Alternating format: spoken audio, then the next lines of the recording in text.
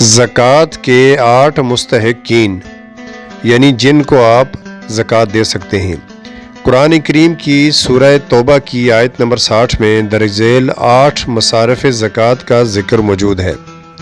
Number 1 فقراء، number 2 مساکین، number 3 عاملین زکوٰۃ، زکوٰۃ اکٹھی کرنے پر معمول عملے کے وظائف اور تنخواہوں کی مد میں۔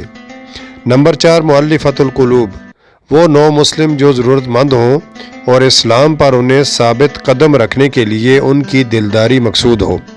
نمبر 5 غلام کی آزادی۔ نمبر 6 مقروض۔ نمبر 7 فی سبیل اللہ، اللہ کے راستے کا مجاہد۔ نمبر 8 مسافر۔